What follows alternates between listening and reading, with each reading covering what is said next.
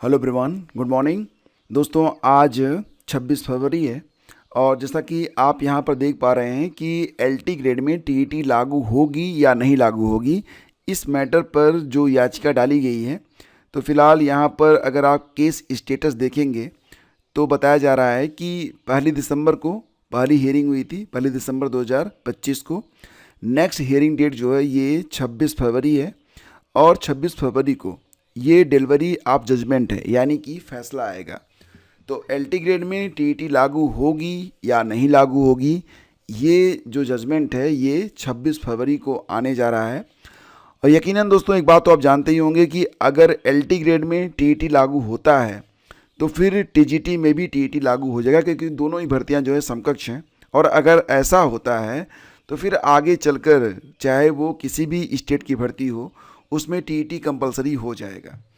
तो फिलहाल दोस्तों, जो यूपी में एलटी ग्रेड और टीजीटी की भर्तियां होती हैं उसमें टीईटी से कोई सरोकार नहीं रहता है। हालांकि न्यू एजुकेशन पॉलिसी में टीजीटी और पीजीटी से पहले भी टीईटी की बात की गई है, लेकिन वो एक अलग लेवल की टीईटी होगी। यानी कि टीईटी का तीसरा पेपर जो कि कक्षा 9-10 के जो शिक्षक बनेंगे उनके लिए होगा, और चौथा पेपर होगा उनके लिए जो कक्षा 11-12 पीजीटी लेवल पर शिक्षक बनने जा रहे हैं। लेकिन ये स्पष्ट भी किया गया था कि फ़िलहाल ऐसा कोई भी तैयारी जो है एनसीटी के द्वारा नहीं की जा रही है, और अगर ऐसा पॉसिबल हुआ तो 2027-28 में ही जाके तीसरे और चौथे पेपर की टीईटी करवाई जाएगी। लेकिन फ़िलहाल जो वैकेंसी आई हुई थी एलटी ग्रेड की, उसमें टीईटी लागू करने को लेकर जो याचिका पड़ी थी उस पर हियरिंग चल रही है और सुनवाई हो भी चुकी है। अब जजमेंट आने की बारी है, जो कि 26 फरवरी को आएगा। ठीक है।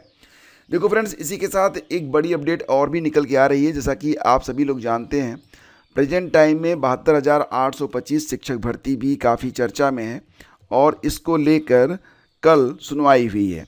तो इस सुनवाई में दोस्तों, आपको ये भी पता है कि जो कोर्ट है वो बहुत ही सकारात्मक है, और ये लग रहा है कि जितने भी लोग याची बनकर गए हैं और नियमतः वो अपना जो जैसे होता है ना कि 2017 में और अब प्रेजेंट प्रोसीडिंग में भी अगर हैं तो उनको जॉब मिलने की पूरी संभावना यहाँ पर दिखाई दे रही, क्योंकि जज साहब खुद ही मामले की पैरवी कर रहे हैं। फिलहाल अगली सुनवाई इसकी 24 तारीख को होगी, 24 मार्च को होगी, और उसके पहले यहाँ पर सीएम से और मुख्य सचिव से वार्ता करके एक ठोस रणनीति पेश करने के बारे में बात की जा रही है। अब यहाँ पर कुछ और भी चीज़ें हैं, कुछ अभ्यर्थी जो हैं वो सशंकित भी हैं और तमाम चीज़ें चल रही हैं। खैर, उसके बारे में चर्चा नहीं करेंगे क्योंकि आप सब कुछ सोशल मीडिया पर देख ही रहे होंगे। लेकिन 72,825 में लगभग कुल जो एक लिस्ट तैयार की गई है 14,851, 16,417 की, सभी एस्पिरेंट जो हैं बहुत ही आसान्वित हैं कि उनको निकट भविष्य में जॉब मिल सकती है। लेकिन क्या जॉब इतनी आसानी से मिल जाएगी, एक बड़ा सवाल है जो कि मेरे दिमाग में भी चल रहा है। फिलहाल कल मैंने इसके बारे में काफ़ी चर्चा भी आप लोगों से की थी। हाँ, एक बात ज़रूर है कि सुप्रीम कोर्ट बहुत ही फेवर में है 72,825 शिक्षक भर्ती के शेष उन अभ्यर्थियों की तरफ जिन्होंने अपनी ज़िंदगी का एक बड़ा हिस्सा इस मुकदमे की पैरवी में लगाया है। दोस्तों, आगे बढ़ते हैं तो बात करते हैं आयोग की स्वास्थ्य शिक्षा। आपको पता ही है ये जो भर्ती आई हुई है HEO किसे आप लोग जानते हैं, स्वास्थ्य शिक्षा अधिकारी के नाम से। इसमें कुल एक RTI डाली गई थी। तो RTI के थ्रू ये पता चला है कि कुल आवेदन हुए हैं कितने, 1,24,806 लोगों ने इसमें आवेदन किया हुआ है। हालांकि दोस्तों, एग्ज़ाम डेट भी आ चुकी है। आपको पता ही है कि इसकी जो परीक्षा होनी है ये 4 अक्टूबर को होगी। 4 अक्टूबर को इसकी परीक्षा करवाई जाएगी, लेकिन अभी तक सिलेबस का कुछ भी पता नहीं है। इस भर्ती के 22 दिसंबर को आवेदन शुरू होने के 2 महीने बाद भी पाठ्यक्रम जारी नहीं होने से अभ्यर्थी परेशान हैं और मांग कर रहे हैं कि स्वास्थ्य शिक्षा अधिकारी भर्ती की परीक्षा योजना और पाठ्यक्रम से संबंधित कोई सूचना। अब देखो, बात यहाँ पर यह है कि इसकी प्रारंभिक परीक्षा जो है वो 4 अक्टूबर को होगी, ये सभी लोग जानते हैं। इसके चलते अभ्यर्थी असमंजस में है कि पढ़ें तो क्या पढ़ें, जाएं तो कहाँ जाएं। एनीवे दोस्तों, कुल 221 पद हैं और इस पर आवेदन हो भी चुके हैं। फिलहाल अभी आवेदन चल नहीं रहे हैं। एक RTI डाली गई थी अश्विनी शुक्ला जी के द्वारा, तो इनको बताया गया आयोग के द्वारा कि कुल 1,24,806 अभ्यर्थियों ने आवेदन किया है। तो एक पद पर 565 दावेदार मैदान में हैं। इसे घबराने की बात नहीं है, सीरियस एस्पिरेंट बहुत कम होते हैं, बशर्ते कि आप अगर फॉर्म भरे हैं तो बेहतर तैयारी करें और जीएस पर खास फोकस करें, जो कि आपके लिए बहुत ही बेनिफिशियल रहेगा। दोस्तों अगली खबर है, 2000 से अधिक विद्यार्थी बोर्ड परीक्षा से होंगे बाहर। और ये जो परीक्षा है ये NIOS की है। 10वीं और 12वीं की बोर्ड परीक्षाओं से 2000 से अधिक विद्यार्थी बाहर हो सकते हैं। इन विद्यार्थियों ने समय सीमा के भीतर रजिस्ट्रेशन फीस जमा नहीं की। सत्र 2025-26 के लिए 15,601 अभ्यर्थियों ने रजिस्ट्रेशन कराया था। इनमें से केवल 13,520 अभ्यर्थियों ने ही फीस जमा की। शेष 2081 मतलब इतने लोग हैं जो कि फीस जमा नहीं किए हैं, तो ये प्रक्रिया से बाहर हो सकते हैं। NIOS की बोर्ड परीक्षाएं वर्ष में 2 बार अप्रैल और अक्टूबर में आयोजित की जाती हैं, जिसमें बड़ी संख्या में नियमित पढ़ाई से वंचित विद्यार्थी, कामकाजी युवा और ड्रॉप आउट बच्चे शामिल होते हैं। ऐसे में फीस न जमा होने से इन विद्यालयों के एक सत्र का नुकसान तय माना जा रहा है। फिलहाल हो सकता है कि इनको देना ही ना हो, इतनी चिंता करने की कोई बात नहीं, अगर कोई पढ़ना ही नहीं चाहता है तो। LT ग्रेड वाणिज्य और संस्कृत मुख्य परीक्षा के आवेदन शुरू हो चुके हैं। उसके लिए आप ऑफिशियल वेबसाइट पर जाकर आवेदन कर सकते हैं।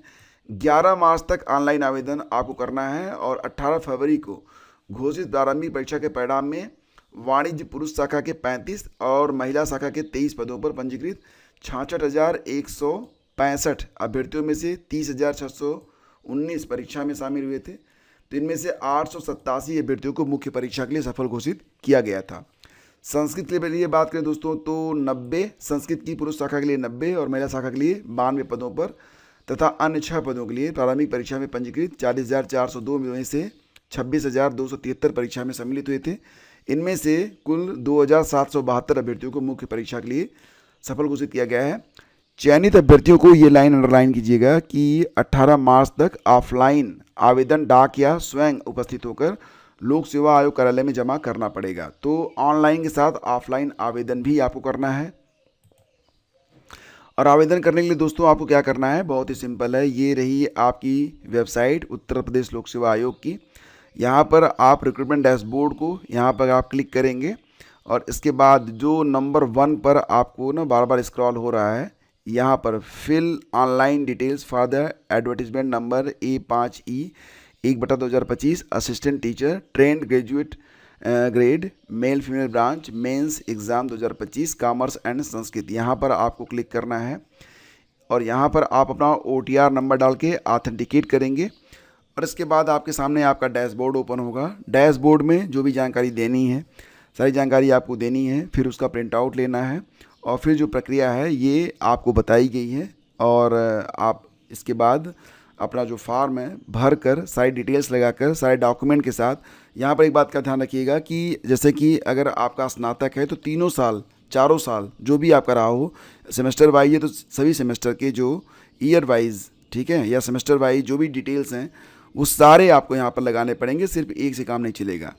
तो बहुत ही सावधानी से ये फॉर्म भरिएगा क्योंकि रिजेक्ट हुआ तो बहुत मुश्किल हो जाएगी, ठीक है। और इस पर एक डिटेल वीडियो बना के मैं अपलोड कर दूंगा आज शाम तक। और दोस्तों आपका जो डेली PYQ प्रोग्राम है, जिसमें मैंने आपको बताया था कि ये 70 डेज़ का डेली PYQ प्रोग्राम है, तो ये प्रोग्राम कल से स्टार्ट होगा, ठीक है। अधिक जानकारी के लिए आप लोग ये वाला वीडियो अभी जाके वॉच कर लीजिए और अपना रजिस्ट्रेशन कंफर्म रखिए। आपको सारे कोर्सेज कल से स्टार्ट किए जाएंगे और आपको सारी जानकारी स्टडी विद ज्ञान प्रकाश का जो टेलीग्राम चैनल है उस पर शेयर की जाएगी। Thank you, have a great day, जय हिंद। मिलते हैं आपसे अगले वीडियो में।